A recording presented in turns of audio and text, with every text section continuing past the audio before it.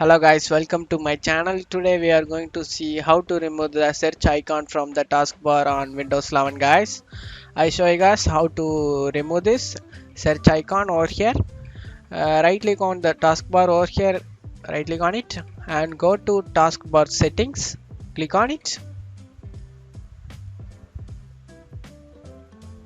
In here, search icon over here, search box. You just want to select that, and here are three more options here guys.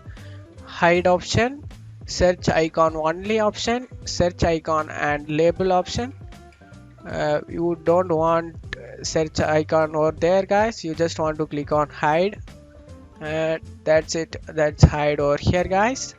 And search icon only option is here guys, search icon only here, and search icon and label option is here. That's pretty cool. I'm gonna use this one guys. Your choice, you can use anything you want it like it.